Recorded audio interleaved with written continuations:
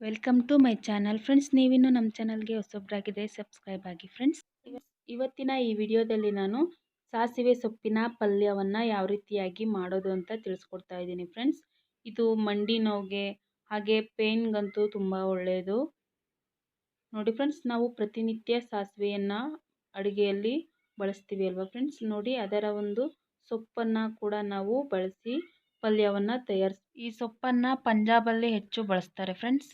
ನೋಡಿ ಫ್ರೆಂಡ್ಸ್, ಅದರ ಒಂದು ಎಲೆ ಈ ರೀತಿಯಾಗಿ ಇರುತ್ತೆ. ಜೊತೆಗೆ ಇದು ಒಂದು ಯೆಲ್ಲೋ ಕಲರ್ ಹೂ ಇರುತ್ತೆ ಫ್ರೆಂಡ್ಸ್. ಇದರಲ್ಲಿ ನೋಡಿ ಈ ರೀತಿಯಾಗಿ ಇದರ ಪಲ್ಯ ಅಂತೂ ತುಂಬಾ ಸಖತ್ತಾಗಿರುತ್ತೆ ಫ್ರೆಂಡ್ಸ್. ನೀವು ಮಿಸ್ ಮಾಡದೆ ಟ್ರೈ ಮಾಡಿ. ಬನ್ನಿ ಫ್ರೆಂಡ್ಸ್, ಇವತ್ತಿನ ಈ ಒಂದು ಸಾಸಿವೆ ಸೊಪ್ಪಿನ ಪಲ್ಯವನ್ನು ಯಾವ ರೀತಿಯಾಗಿ ಮಾಡೋದು ಅಂತ ನೋಡೋಣ. ನೋಡಿ ಫ್ರೆಂಡ್ಸ್, ನಾನು 2 ಕಟ್ ಆಗುವಷ್ಟು ಸಾಸಿವೆ ಸೊಪ್ಪನ್ನು ತಗೊಂಡಿದ್ದೀನಿ ಫ್ರೆಂಡ್ಸ್. ಸೊಪ್ಪನ್ನು ನೀಟಾಗಿ ಬಿಡಿಸಿ ತೊಳೆದು ಇಟ್ಟಿದ್ದೀನಿ ಫ್ರೆಂಡ್ಸ್. ನೋಡಿ ಈ ರೀತಿಯಾಗಿ ಇದ್ರೂ ಕೂಡ ನೋಡಿ ಈ ರೀತಿಯಾಗಿ ದಿಂಡನ್ನು ಕೂಡ ನಾನು ಯೂಸ್ ಮಾಡಿದ್ದೀನಿ. ಸೊಪ್ಪನ್ನು ನೀಟಾಗಿ ಬಿಡಿಸಿ ತೊಳೆದು ಇಟ್ಟಿದ್ದೀನಿ.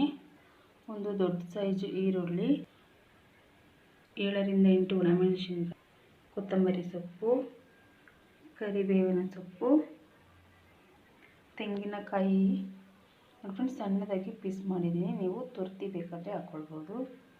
ನಂತರ ಬೆಳ್ಳುಳ್ಳಿಯನ್ನು ಜಜ್ಜಿಟ್ಟಿದ್ದೀನಿ. ಜೀರಿಗೆ ಮತ್ತು ಸಾಸಿವೆ, ಕಡಲೆಬೇಳೆ ಮತ್ತು ಉದ್ದಿನಬೇಳೆ ಒಂದೊಂದು ಸ್ಪೂನಷ್ಟು, ಒಂದು ಸ್ವಲ್ಪ ಹುಣಸೆಹಣ್ಣು ನೆನೆಸಿಟ್ಟಿದ್ದೀನಿ ಫ್ರೆಂಡ್ಸ್. ಹಾಗೆ ಒಂದು ಟೊಮೊಟೊ, ಖಾರಕ್ಕೆ ಎಷ್ಟು ಬೇಕಷ್ಟು ಚಿಲ್ಲಿ ಪೌಡರ್, ರುಚಿಗೆ ತಕ್ಕಷ್ಟು ಉಪ್ಪು, ಹಾಗೆ ಎಣ್ಣೆ ಫ್ರೆಂಡ್ಸ್.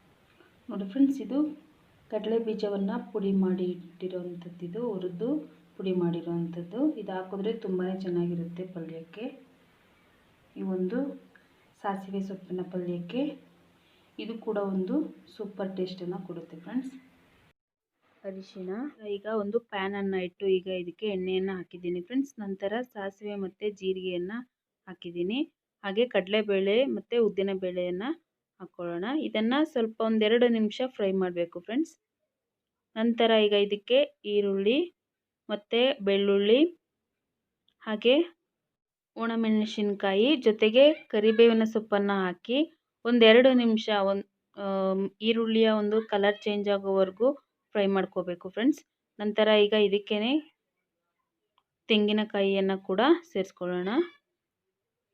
ನೋಡಿ ಫ್ರೆಂಡ್ಸ್, ಹೀಗೆ 1-2 ನಿಮಿಷ ಫ್ರೈ ಆದ ನಂತರ ಟೊಮೊಟೊ ಹಣ್ಣನ್ನು ಹಾಕಿ ನೋಡಿ, ಟೊಮೊಟೊ ಚೆನ್ನಾಗಿ ಸ್ವಲ್ಪ ಸ್ಮೂತ್ ಆಗೋವರೆಗೂ ಇದನ್ನು ಫ್ರೈ ಮಾಡ್ಕೊಳ್ಬೇಕು.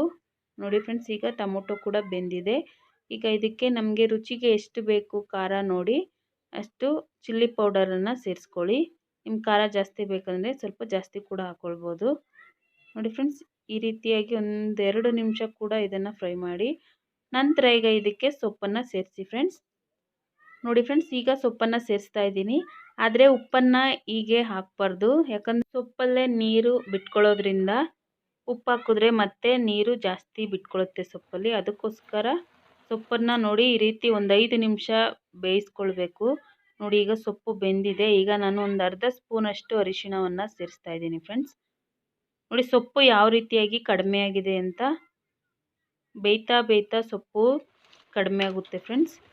ನೋಡಿ ಈ ರೀತಿಯಾಗಿ ಸೊಪ್ಪು ಚೆನ್ನಾಗಿ ಸ್ವಲ್ಪ ಬೆಂದಾದ ನಂತರ ಉಪ್ಪನ್ನು ಸೇರಿಸ್ಕೊಳ್ಳೋಣ. ಒಂದು 3/4 ಭಾಗದಷ್ಟು ಸೊಪ್ಪು ಚೆನ್ನಾಗಿ ಬೇಯಬೇಕು.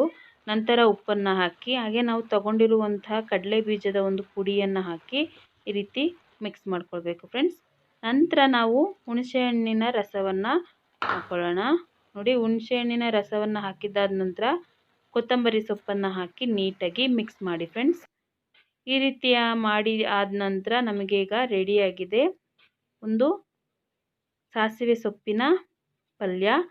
ಬಹಳ ಬೇಗನೆ ಮಾಡ್ಕೊಳ್ಬೋದು, ತುಂಬಾ ರುಚಿಯಾಗಿರುತ್ತೆ ಫ್ರೆಂಡ್ಸ್.